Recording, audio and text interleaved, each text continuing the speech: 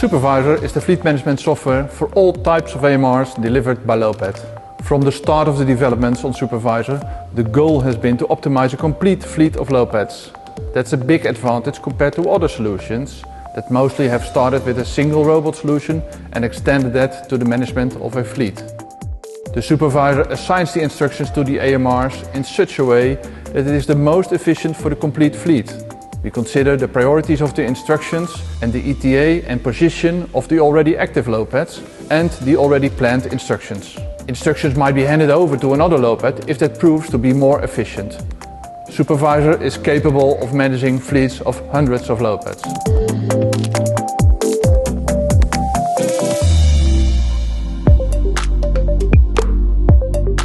The Supervisor is responsible to calculate the optimal route.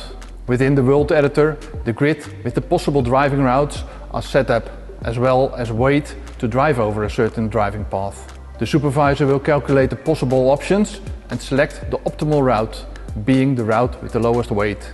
By changing these weights dynamically and by recalculating routes while the Lowpad is traveling, Lowpad will automatically be rerouted.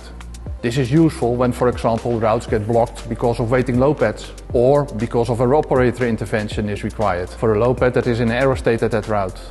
Within the grid, it is also possible to configure the layout in such a way that certain driving paths have more priority over others. In this way, we implement traffic rules, for example, to give more priority to traffic coming from one direction over Lowpads coming from a different direction.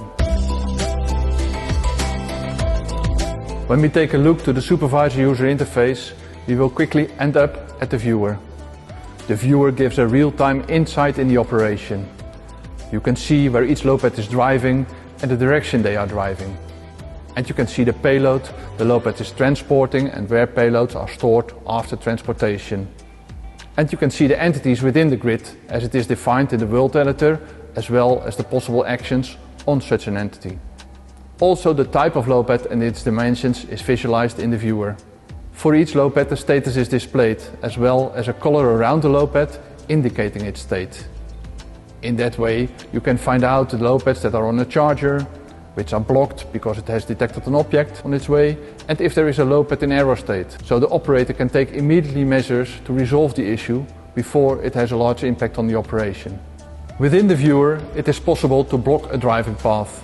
The Supervisor will, when it recalculates a route, avoid such a blocked path. It is also possible to put a vertical obstacle on a driving path. Lowpads will then stop in front of that obstacle. In that way, you can temporarily hold Lowpads and prevent that they will drive a certain path.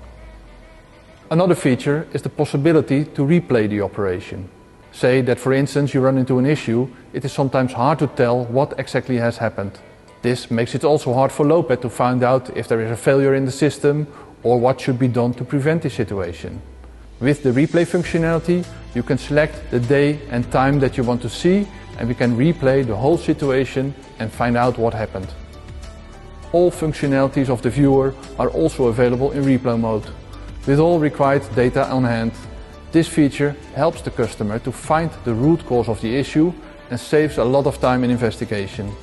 With the replay functionality and accurate logging, we at Lowpad can quickly resolve issues when they occur. The state of the battery is constantly monitored. Supervisor will send the Lowpad to a charger when the battery is below a configurable threshold. The Lowpad is unavailable for operation while it is charging and becomes available again when it is charged up to a configurable level. At downtimes within the operation, all Lowpads will be charged. When there are more Lowpads than chargers, the Supervisor will exchange the Lowpad once they are charged with Lowpads that still require charging. In this way, all Lowpads are optimally charged at the start of the operation. In the viewer, you can also see the space a Lowpad has claimed. The Supervisor constantly claims or allocates a part of the driving path for each Lowpad. And such a part of the driving path can only be allocated by one Lowpad at a time. The Supervisor has calculated the complete route to drive, but will communicate to each Lowpad its driving direction for the next few meters. And the Lowpad will only get that instruction to drive if that part of the driving way was also allocated for that Lowpad. This is also a first layer of safety. Lowpads will not bump into each other as they cannot claim the same part of a driving path at the same time. Within the viewer, you can see the space a Lowpad has claimed or failed to claim, and what other Lowpads have claimed the driving path. Running operation with a large number of AMRs can end up in deadlock situations, where Lowpads are blocking each other and do not know where to go to get it resolved. This would then lead to manual intervention of an operator. Within the supervisor, these deadlocks are detected and solved by the supervisor software. This is not only for deadlocks with a few Lowpads involved, but also more complicated scenarios. Within the grid, it is possible to specify to what location a Lowpad may deviate in case of a deadlock. Redirecting is useful for scenarios where, for example, the Lowpad has to drop payloads in a row, one after another. This means that only when you are in front of that row, you can decide upon the position where to drop the payload, as only on that place you know which Lowpad arrived first and will not be overtaken by any other Lowpad. In the supervisor, you can create the assignments to the front of the row, and the supervisor will automatically redirect the Lowpad on arrival and send it to the deepest available position within that row. This can be used, for example, in a marshalling operation to drop the payloads on the base. But in the same way, it is possible to spread arriving Lowpads over workstations. Another scenario is for picking up payloads where only the first payload of the row is accessible. Within the supervisor, we log the operational data for analysis purposes. This data is real-time available and tracks data like distance traveled and time spent on the different activities, including where those activities took place. In this way, it is possible to visualize and report the performance of the operation and to compare that to targeted performances. Also, for each Lowpad, a lot of data is logged, like charging behavior and the errors that occurred with a Lowpad. In that way, we can investigate if, for example, certain errors only happen in a certain area, or at certain times, or that issues are for one specific Lowpad. This is sometimes hard to trace by the operation, and within analytics this data is available. This gives a lot of information to Lowpad for our service engineering department. In this way, we can monitor the Lowpads, identify issues, and at an early stage and plan predictive maintenance. All this data is also available for customers. We can set up dashboards so that customers can see the status of their operation in one overview and drill down on this data when more information is required. Analytics can be used for a lot of purposes.